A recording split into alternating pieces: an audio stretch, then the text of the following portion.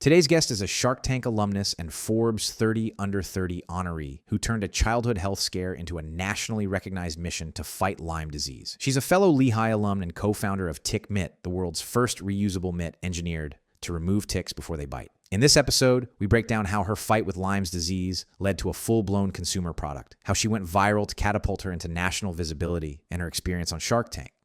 You'll learn how she turned a rejected investment into leverage and why building a company the healthy way without burnout is one of her top priorities. And for any founders listening, she gets real about scaling, hiring, product market fit, and the hard lessons in sales, tariffs, and supply chains. This is one for the entrepreneurs, the inventors, the health conscious, and anyone who's ever been told they're too young to pull something off.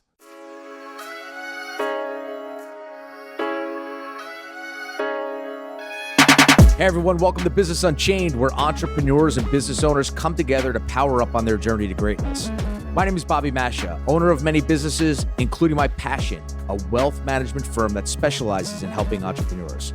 My life totally changed when I made a conscious decision to design my businesses to run themselves, not me and my time. If you're looking to get unchained from your business, make more money, and have more time, listen to the experiences of other successful entrepreneurs here on Business Unchained.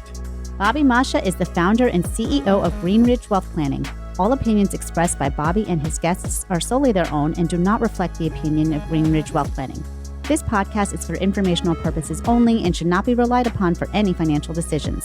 Clients of Greenridge Wealth Planning may maintain positions in any securities discussed in this podcast. Please welcome the tick fighting founder herself, Olivia Abrams. So listen, I love the fact that you're another Lehigh grad. Like I said, I'm so super proud of having on the show and being from the same alma mater. Yeah. Because I saw the Shark Tank episode, and I love the fact that you were on Shark Tank, and I'd love to hear a little bit more about kind of your experience there. But usually inventors start with an issue that they've experienced themselves, and they're like, I have a problem, and I could solve this problem. There's no solution out there. I gotta figure this out. Tell me a little bit about how you kind of came to Tick Mitt and the process that you guys went through. Sure. So I grew up in New York City, but spent a lot of my childhood, most of my weekends every summer in upstate New York in the Hudson Valley. And that's where my parents live full time now. And when I was about 7 years old, I woke up one day and basically could not walk. My left knee had blown up like a balloon. My parents thought that I had maybe like tweaked it in like a gymnastics or a ballet class. How old were you? Me to 7. I was in first grade. Oh, wow. My parents brought me to a number of doctors. I was taking, multiple blood tests. Everything was coming back normal. They took me to an orthopedist. I had x-rays done and everything was coming back normal. They could not figure out what was wrong with me. And a few weeks went by and eventually I got a giant rash all over my face. My dad took me back to the doctor and he said, we've been spending a lot of time in upstate New York because obviously all the pediatricians that I was going to were in New York City and we're not necessarily thinking about the dangers of ticks. And my dad said, we've been spending a lot of time in upstate New York. Is it possible that this is Lyme disease? And when I had a rash presented, this is in the early 2000s, the doctor said, definitely, we're going to get her started on antibiotics right away. And I went through probably 6 months of physical therapy after that. Oh, wow. So you had some lingering effects. Yeah. So until I could be like a quote unquote normal kid again. And ever since then, I think my family was always very concerned about ticks. I grew up with really big dogs. When I was born, my parents had Rottweilers. We have Italian Mastiffs now. Oh my God. And they would always, I got big dogs. And so they would always be bringing ticks into our house. We have a farm up there. We grow hay. And so we would just kind of let my dogs roam around. And then they would come in at the end of the day and sit on my couch. And then my couch would be covered in ticks. And at some point, almost everyone in my family has been diagnosed with Lyme disease just from spending time up there. My dad, my mom, my grandparents, and everyone in the area was also getting diagnosed. So we could tell that this was very much a growing issue. And we wanted to figure out a way to check ourselves and our dogs for ticks, especially before coming inside. So this is a whole Abrams epidemic. This isn't just this you. This is Abrams the whole and family's upstate been through New York. Yes, this is a Abrams and upstate New York epidemic for sure. It's actually a global one. We can talk about this more later. But because going back to these big dogs that I have, they would drool all the time. Every time they would drink water, we would have like a towel laying around the house, and we would basically wipe their faces with the towel so that they wouldn't drool all over our house. And every once in a while, we would find something weird on the towel that they had picked up outside, whether it was like a leaf or a burr, and a couple of times ticks. And so we thought maybe we can engineer fabric specifically for these ticks and just wipe it on ourselves the same way that we're wiping our dog's faces when they're drooling. So this came from a drool towel. This came from a drool towel. Yeah. And that was probably back when I was in high school that we, originally came up with this idea. My dad owned another business at the time. I was going into college wanting to be an entrepreneur because I grew up in a family of entrepreneurs. My dad, my uncle, my grandpa, they all had their own businesses. At one point, my mom and my dad even worked together, and I'm an only child. So like my childhood dinners were not talking about what I did at school that day, but like, should we franchise the company?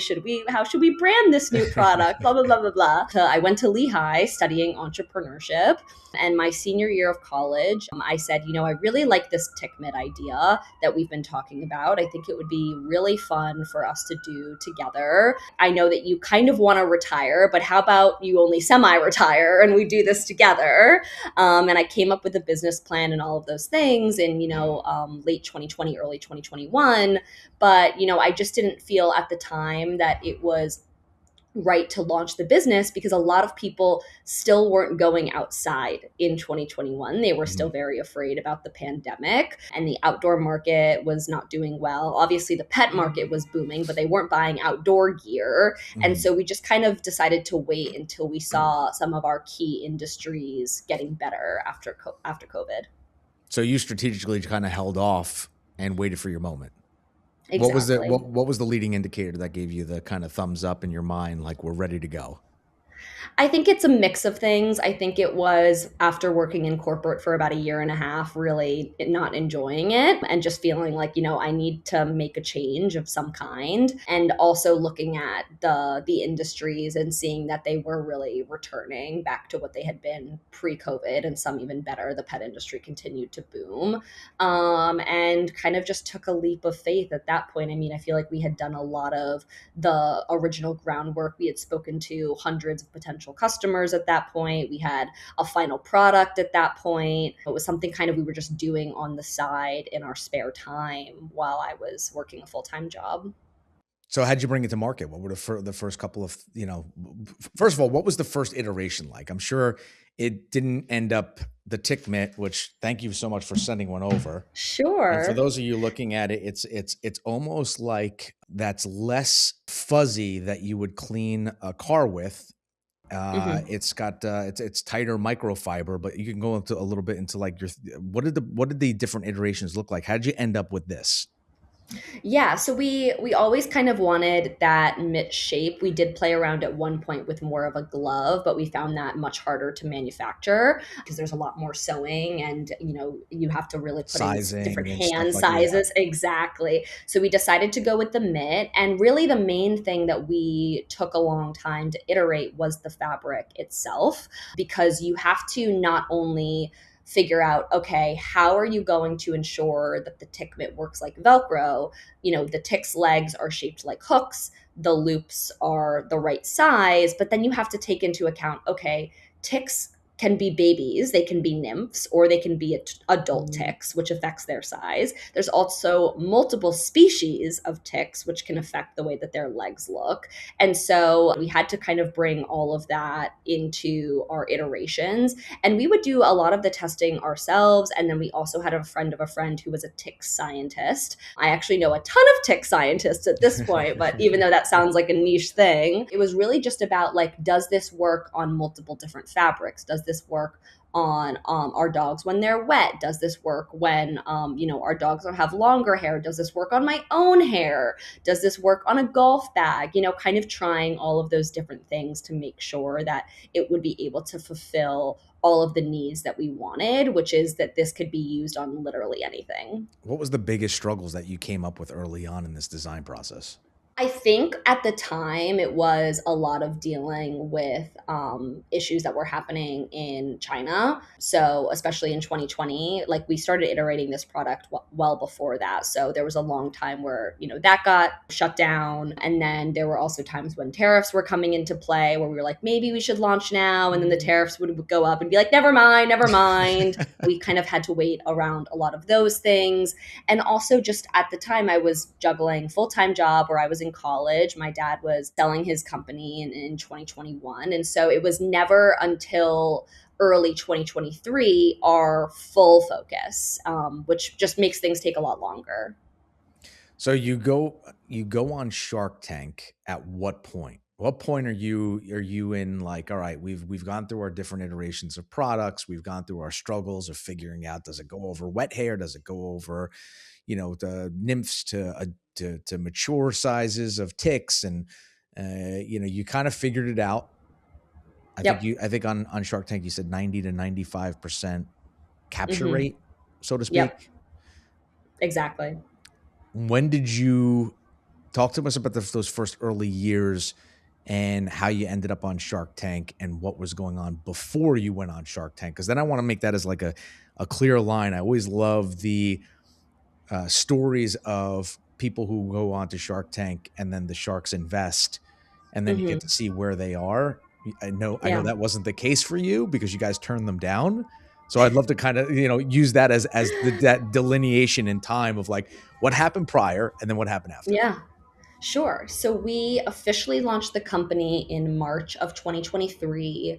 We, were posting on social media a bit. We had them available on our website, but I feel like we were still figuring out a lot of what we were doing. I think in the first few months, if not year of growing a business, it's a lot of trial and error. So, we were posting on our website. We were going to some of like the nearby stores that I grew up going to and having them test out the product in their stores and collecting customer feedback. We would go to like smaller consumer, not like a farmer's market, but there would be like a pop-up of like pet weekend at a convention center. And so we would do those. And I think that was really helpful for us because we had a better sense as to what kind of questions our consumers were asking or things that they were hesitant on or framing the way that we would try to sell them the product and taking all of that information and starting to put that into our messaging on our own website, our messaging on social, our messaging in ads. But something really interesting happened, which is about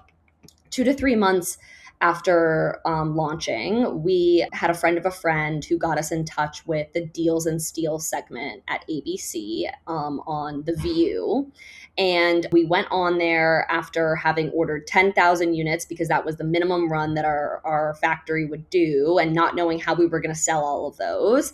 And within 6 hours after being on the Deals and Steals, we sold 8,000 units. And we were like, okay, I guess we need to buy more. Yeah, it was really good exposure. I also think it clarified to us that we actually had something that as long as people know about it, they'll buy it. And so now it was more just getting people to actually know about the product. Can I ask you a quick question? So you said a lot of your, because sometimes you go to market just to kind of find out, okay, what does the consumer want? Right? Your research wasn't necessarily what the consumer wants. You had your product already designed. It was a matter of how do we get it to resonate with them so that this way they buy it.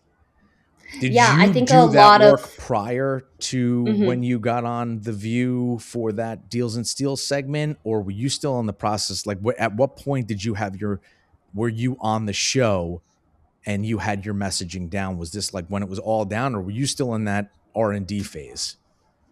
So I think that we had done a decent amount of like consumer interviews in the years that we were prototyping this product. So it wasn't like when we launched, we were going in blind, but I think that we did spend the first few months talking to a lot of potential consumers and people who ended up buying the product and gaining feedback. And so we had a little bit more of that insight when we eventually went on the show.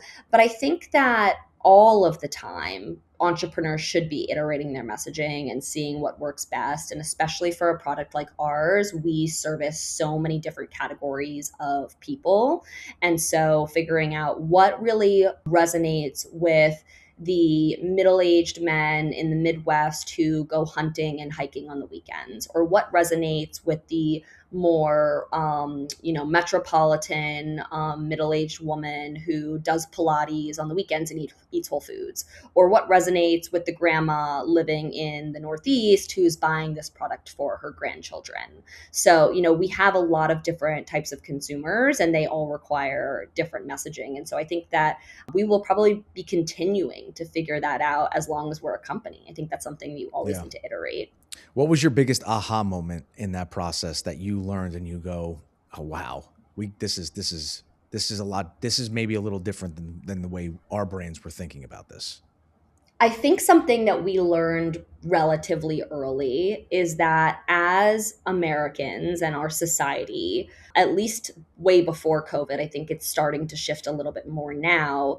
We're very reactionary when it comes to our health. So, for example, you have a headache, you take an Advil.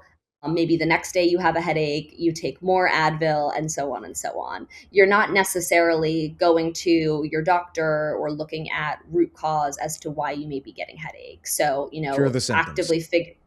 Exactly. So actively figuring out, like, am I just never drinking enough water? Do I have something else going on in my body? Am I not able to process a certain protein?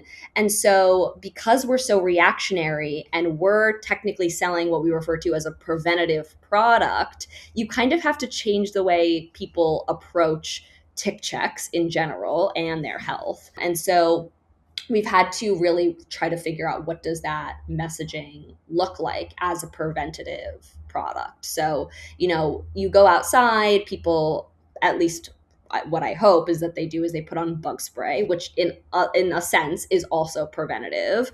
But a lot of people are like, I go home after a hike, maybe I'll check myself for ticks at the end of the day, and they're already embedded into my skin, and now you're already at risk of disease. And so you kind of have to get them to develop a new habit, which is checking for ticks regularly, but just making it extremely easy. And so that's something that I don't think we necessarily knew entirely before going into the company, but definitely had a aha moment of when we, sold those 8,000 units on the View, that if people understood the product and they were aware of it, they would buy it. It's funny, I think that transcends past health. And, we have a investment management firm. It's the same thing. And a big thing that we work with entrepreneurs is getting them exit ready and making sure that their business is prepared for anything, including the growth strategy that they need to get their company to the certain value that gives them the financial freedom in the future. And people don't do that. They don't like to think about things prior. It's always like, what are we doing in the moment, as opposed to what are we doing to plan to get ready? Just the same way it's like looking at your health. I got a headache in the moment. Let me take the Advil because that's the quick fix. And then if I have a headache tomorrow, I'll do the same thing, but I'm not going to go back and hit the doctor to figure out what's happening under the surface. So that's interesting that the way you put that. And I do think there is a lot of change, especially around people who are more health and wellness focused now. There's a big emphasis on longevity, which, if you're going to have a long life, you need to add some preventative care. And so I think some of those people are changing their general approach to their health and their lifestyle. And I think that especially after COVID, there's probably more of an emphasis on your health after, we had a giant pandemic. So I see that industry changing as well.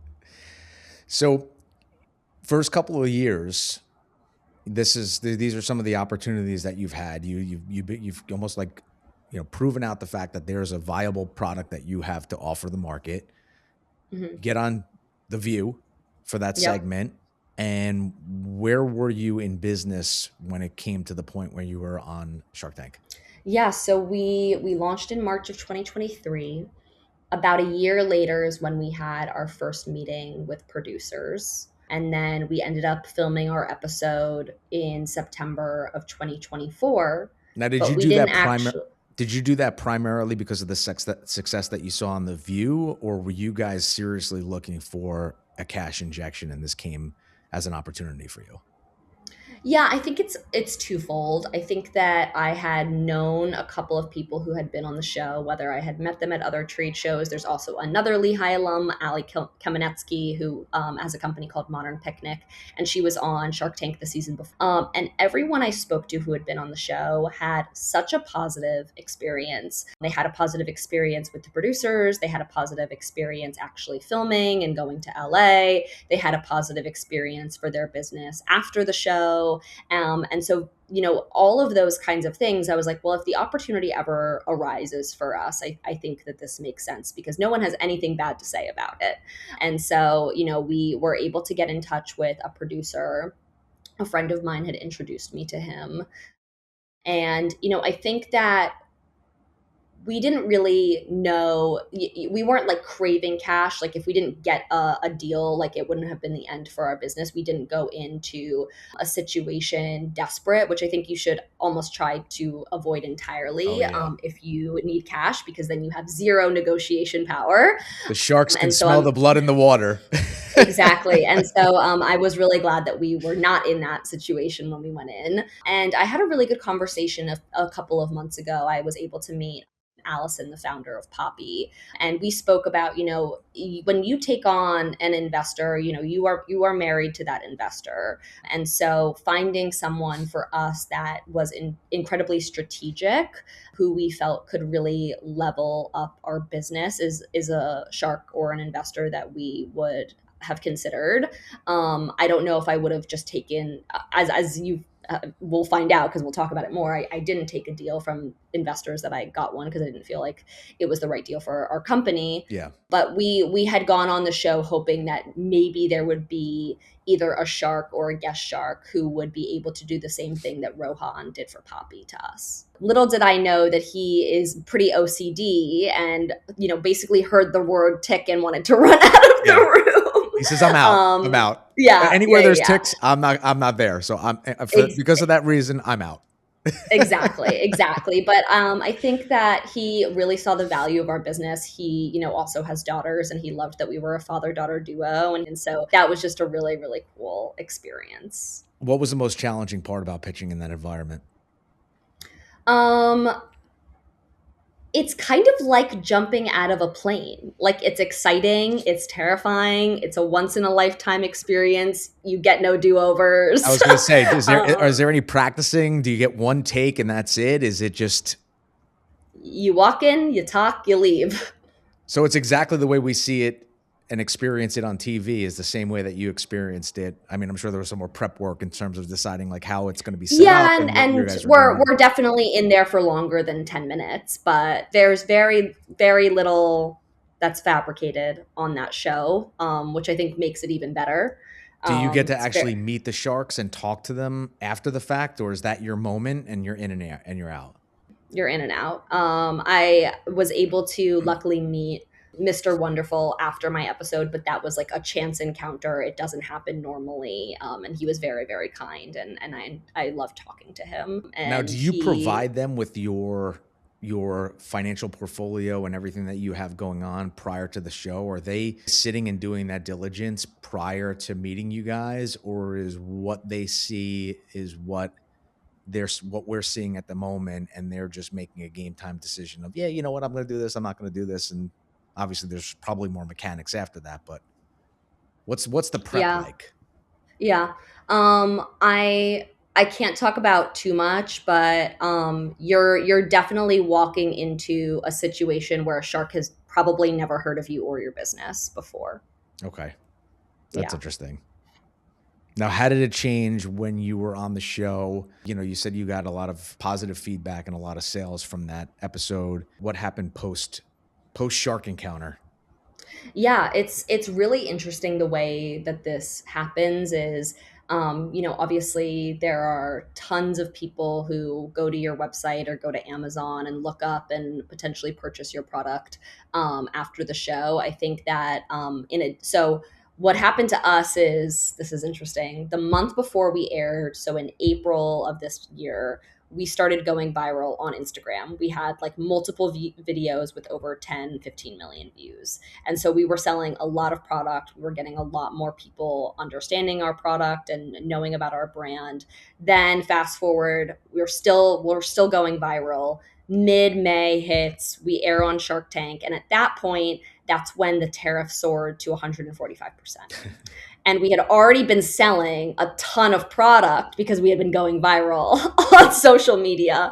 So the tariffs hit within like 10 minutes of our episode airing. We sold out of the rest of our inventory. Oh, wow. And we had all of our inventory that we had shipped in specifically for Shark Tank. We had held up at customs because we didn't want to pay the tariffs. Yeah. And so we, kindly wrote an email to everyone who had ordered from us after seeing us on Shark Tank and explained to them, look, we don't want to pass on these tariff costs to you. We have a strong feeling that these tariffs are going to go back down to their normal rate, which is a rate that we can absorb. And so would you extremely kindly give us 2 weeks to send you your product? And if they don't go down, we'll ship it to you, but just give us a little bit of time. And I think that because we sold thousands of units when we aired on the show, and everyone knows that almost all of the people on the show are an extremely small business and understood the climate of what was going on with the tariffs, they were extremely understanding, and I'm super, super fortunate. So they received they received that message well.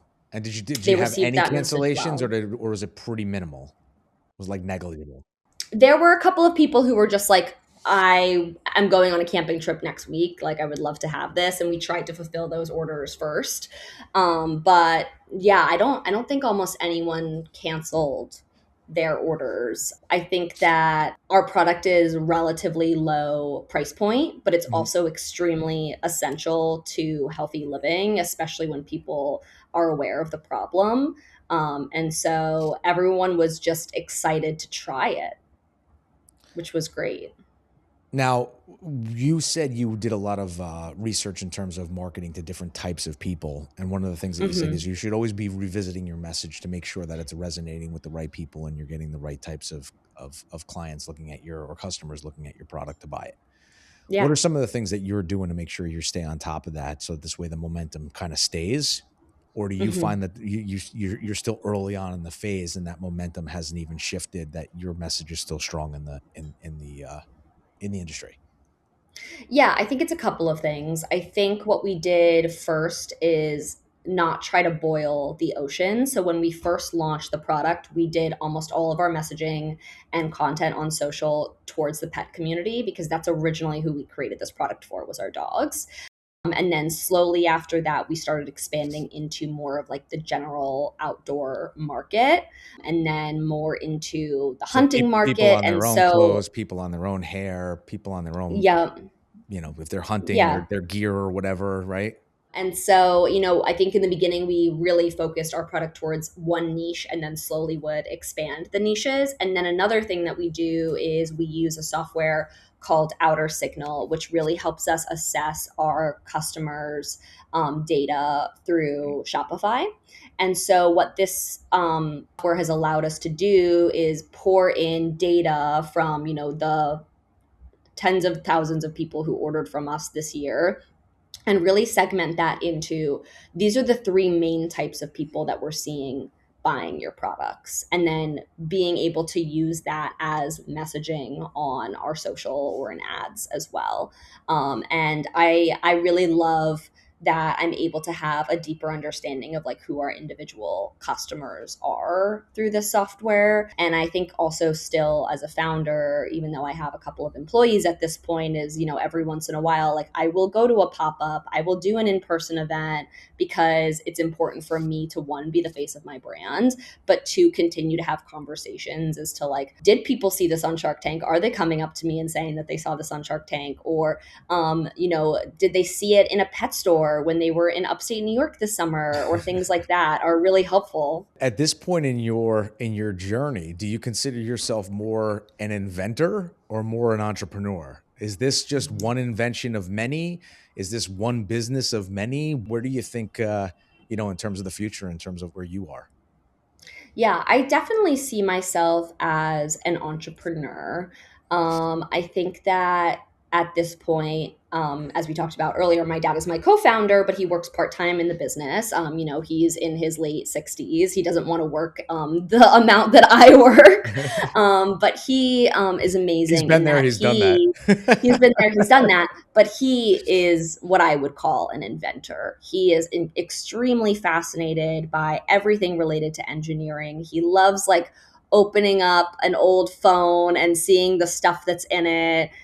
He loves talking to people and working with our manufacturers. And so him and I will brainstorm ideas together. But then once we have like general concrete, he'll take that to the product engineer and the manufacturers and iterate that. And then he'll show it to me and then we'll discuss it again. And so I think that he kind of leads product development within our business. So if you were to look back, if my math is correct, it's probably about 8 years since you went into Lehigh. Mm-hmm. Could you have visioned yourself being at this spot, or are you kind of pinching yourself, or like, how are you feeling about your journey this far? Yeah, I think that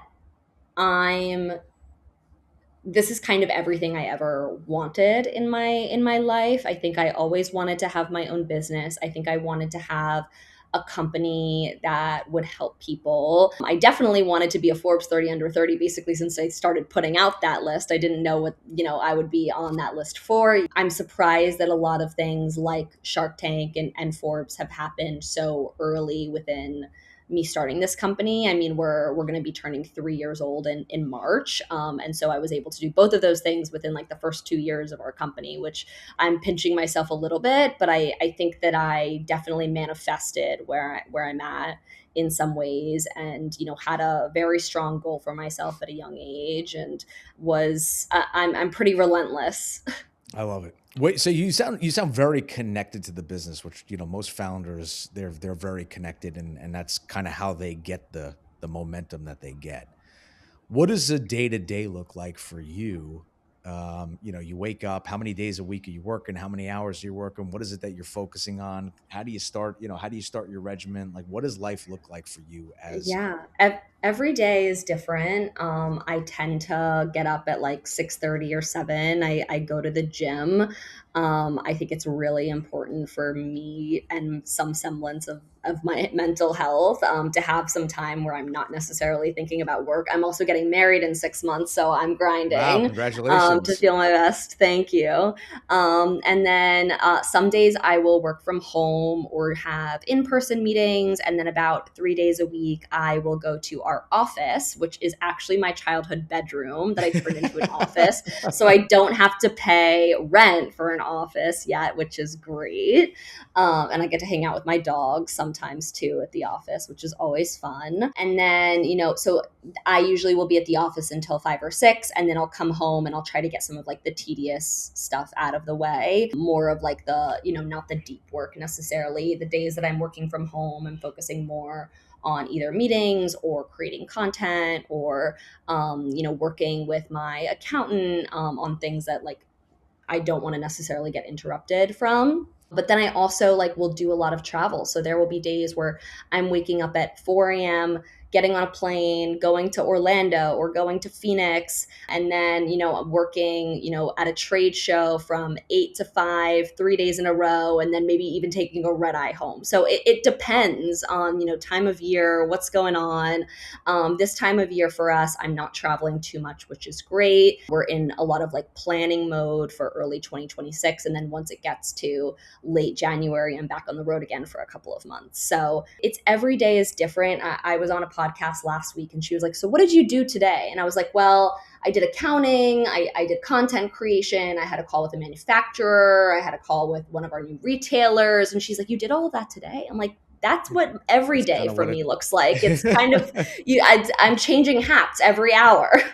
So speaking of changing hats, what does your team look like? Where do you have support internally, externally? What's one of the hats that you're looking to get rid of? Kind of how do you look at your business as you start to grow? Yeah, so pretty early on, I brought on a full-time marketing person. I actually love marketing. It's one of my favorite things about the business, but when you are doing marketing well, there's so many little things to think about that are what you really have to be in the weeds for. So obviously a huge portion of that is social media content creation, but then you also have to think about packaging. You have to think about your website. You have to think about paid ad spend. So, some of Jess, does those this skills I resonate at all? had. Jess is starting to get stressed. I could tell. I could see it in her eyes. Some of those things I had the skills for and some of them I didn't.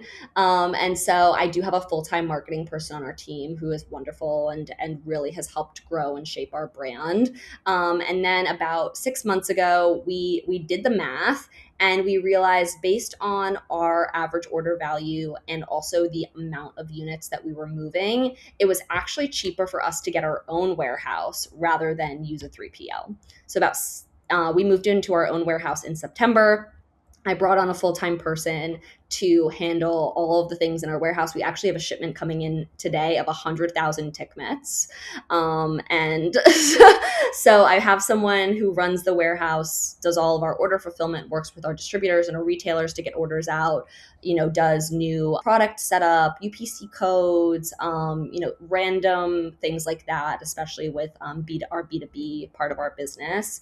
And then I have a couple of contractors. We have a PR team. I have a contractor who really helps us with our Amazon and our Amazon ads, which is a huge portion of our business. We have some independent sales reps that we work with. So in-house, we have, I'd say, like 3.5, including, me, my dad, and our other 2 full-time employees, and then a number of other contractors that we've brought on along the way. And it's interesting because I've had someone explain to me one time, how do you decide who's full-time and who is part-time or not necessarily in-house? And I think the most important thing for you to have in-house is someone to help with marketing, because if that is really where your brand lies, and it's so easy for an agency to not understand your brand because they're juggling so many other brands. At one point, I even had an agency put googly eyes on my Tick Mitts for a Facebook ad. I was like, this is not going to work. You have no idea who my clientele is. Having someone who can really run marketing, even if they start to outsource certain things, but can easily communicate that message, is super important, versus an accountant doesn't need to be able to message your brand. They just need to be able to look at your numbers. Well, it's a little bit of that. It's that dedication, that commitment to the messaging, and being that intermediary. That if you do have external, they're the checks and balances to make sure that the things that you guys are discussing internally doesn't get missed. If there's some gold that needs to then gets sent out and messaged to the universe. So I couldn't agree more. What has been the biggest challenge if you look over the last 3 years? Obviously, you dealt with COVID, you dealt with logistics and tariffs, but operationally, outside of the external stuff, internally, what has been the one of the biggest challenges that you had to overcome, and what was the experience with that? Yeah, I think this is a challenge that every entrepreneur or founder faces. And I think they secretly love it because, being an entrepreneur is basically a willingness to have a lifetime of learning. So you always have to be willing to learn. But I think my biggest challenge is, being able to take a step back from my business every 3 to 6 months and say, is what I'm doing currently as the CEO actually serving our business? And are there things that I need to give to someone else, not do anymore? And what does my new role look like? And I feel like I'm really having that conversation with myself regularly. I was going to say, who's helping you with that internal audit? Are you having it with yourself? Yeah, I think it's a little bit of looking towards other founders. Oh, I wish I could call it Mark Cuban. I think it's a little bit of looking towards other founders who are not far ahead of you. So maybe have an extra couple years on you and saying, what has worked for you? What are you guys doing currently that is helping your business grow? I try to really put myself out there and network it with other founders, because at the end of the day, your network is your net worth, and you never know what opportunities are going to come your way when you put yourself out there. And I think a lot of entrepreneurs get trapped putting their head down and being in their own little bubble. I think right now, we went from 2024 kind of grinding, having some good moments, figuring out that we have something special to 2025 quintupling 5 times our sales. And so now and being extremely profitable and putting all of that money back into R&D for 2026. And so now it's, I actually feel like I can set a goal for myself. I have some form of data, I have some form of forecasting, and now it's really like, okay, what is my goal for January sales? What are the KPIs I need to track? Who do I need to communicate these goals to? And reevaluating that on a weekly and monthly basis and figuring out, are we actually going to be able to hit these things, and what changes do we need to make in order to do that successfully, which is definitely not how I was running my business this year. I felt like I had like things flying at me every 5 seconds of like, Shark Tank and this trade show and launching in this retailer and just trying to like stay above water. And I've taken so much time over the last couple of months to really settle myself in and plan and forecast and try my best to think about, what does 3 months from now look like and what does 6 months from now look like. So to I'm harness definitely all of changing. that. Yeah. And then the fact that you're getting married in 6 months and I then you have know. to still run the business and Yeah. operate it. It's that's the life of an entrepreneur. It's Yeah, fun, baby. Let's go. Come on, buckle in. Let's go. I'm sitting here like next to my notebook and my wedding invitations and like trying to like have some semblance of planning. The team, in both baby. my You life and gotta my expand the career. team. Let's go. Come on. We're working on it. We're working on it always. So before we, I want to be mindful of the time that we're spending together, and I know we've been on for for some time now. If I take a look at this, right? So you've got this product. I have maybe it's like one question with a couple of questions embedded, but what's the future of you as an entrepreneur? Is this to build it and sell it? Is this one of many products that you're going to be offering to the market that you've got baking and back in the kitchen or whipping up back in the lab? What does the company look like as you start to continue this path of building and evolving? Yeah, I think when we started this company, we always had the idea that we wanted to create more products to keep people and pets safe from tick-borne disease. And I think especially after reflecting over the last couple of years, we don't see this problem going away anytime soon. It is making every major headline of every, regional and national outlet. And the scientists and the researchers are telling us that we don't really have any solutions right now. And so, we want to create more ways to keep people and pets safe from tick-borne disease. And so we do have some new products coming out in 2026, one relatively soon, which, people can find out about on our social and on our website. Ooh, when's the drop? Is the drop? But I'm hoping early February, but we'll see. We got to wait till our shipment gets in, but very excited. We've been doing a lot of planning for that. It's something we've been working on for almost a year now. So really excited for that to come to fruition. And I think people are going to be really excited about it. Even, our current customers, and bring in a whole new swath of new customers. And so, we saw this as like a 360 tick solutions company. And I think that's still where we're heading. I would say that most of my founder friends that are in a similar state that I'm in, so let's say 1 to 5 years old, sub $10 million, are all wrestling with the question, is this a cash cow or am I selling this thing? And I think that's something that I think about a lot. And I think a lot of other people are having a similar conversation. I would say that the majority of people who start a business, don't really answer that question extremely early, because it's very hard when you're starting something. It's your baby. Mm-hmm. And I have an employee with a baby, and I explained to her, that's your baby, this is my baby. And so, the idea of eventually not having it anymore is difficult. And I think for a lot of founders that I know who have sold their companies, when they do sell, it feels as though they have, gotten rid of a part of their identity. Yeah, it's lost. So I think that, so I think that long term, that's still a question that I'm wrestling with. So you're looking at this portfolio company. You've got one product in hand, one about to launch in market, and the world is your oyster. And until the universe tells you something different, you're going to keep bringing this baby up and feeding it and nurturing it and growing it in whatever ways you have to keep it going. For now, that's the plan. All right. I love it. I love it. One last question before we hop out of here. I love the fact that you said your network is your net worth, because we live and die by that here as well. And I love the fact that you sought for more information from people who have either started walking your path earlier or maybe the same stage. And I think that's how we learn, is from one another. And there are a lot of people who just try to white knuckle it and go at it alone. And I love the fact that you've broadened you've opened up your blinders and your periphery is, full 180. What are 3 things that you've learned from opening yourself up, being vulnerable, and building that community that you're so grateful for, that it would have taken you longer, it would have been harder, it would have been more arduous if you hadn't built that community? What are the top 3 things that you've taken away from that so far? Mm-hmm. I definitely think going back that your network is your net worth. I think that was something that was instilled at me from a very young age. My dad made me make a LinkedIn my sophomore year of high school. And also I'm an only child. And so I grew up basically being forced to talk to adults when I was like 4. And so, I think that that's always been something that's been incredibly important to me. That's how I've gotten every job I've ever gotten, not just, randomly applying on LinkedIn.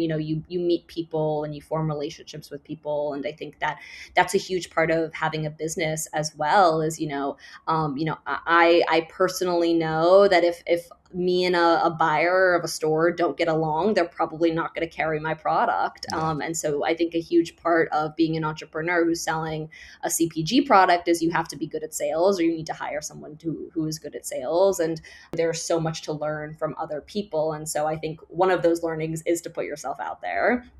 I think another one is that there has been such a bad culture and stereotype around entrepreneurs. And I think a lot of this stems from the tech business, but can be in other industries as well, is that in order to succeed, you need to be working 19 hours a day. You can have no relationship with, your significant other, or your relationship with your family goes down the tank. You are unhealthy. You are miserable, all with an end goal of eventually selling a company one day, when you never know that's going to come. And I personally, and I think a lot of entrepreneurs nowadays, think that's a terrible way to live. I think there's a lot more emphasis in the entrepreneur community around putting a bit of your health and wellness first, because that's the key to long-term success. Burnout is incredibly real. And I refuse to play the game of when an entrepreneur comes up to me and says, how many hours are you working a week or in a day? And I say, I'm working 9-10 hours a day. And they think that's ridiculous. I'm like, okay, how's your significant other? How are your kids? How's your health? When's the last time you went to the doctor? Are you miserable? Yeah, exactly. And so I think that I am proud of being able to build my company in a way that's healthy for the business, and a way that's also healthy for me, and a way that's healthy for my employees. I'm really proud of that. And I think that's something that is incredibly important that I learned. And I stress that to everyone who's listening to this podcast, is to not let your career get in the way of your personal relationships and your relationship with yourself. I think that one of the things that I see a lot is, in addition to all of that, that badge of honor of how hard and how much they're working, is also the badge of honor of how much money they've raised. And at the end of the day, that quick pill can be really painful. You brought it up yourself. You take on investors, and you've brought on somebody else who has their hand, their say, their voice in your business. And, being able to take that smarter, methodical approach, it may take you a little longer, and it may be a little bit more difficult because you got to earn the money, but that balance is huge. Yeah, I think so. And I think that there is just a lot of flashing lights around how much people raise. And I think especially with tech companies, you look at like a CPG company looking at an AI company, and they're out there raising, $3 billion after being around for 6 months, and you don't understand it at all. And I'm not saying that I never want to have an investor. I mean, I look at Sarah Blakely, and she never took one on, and she had $1 billion company. But it's just really about waiting for the right time, finding the right person, being selective, having negotiation power, all of those things are incredibly important. So are you saying that the Tick Mitt is the next Spanx? I think that's what you just said. I think we're ready. I mean, come on, let's. That'd be nice. I'm working on it.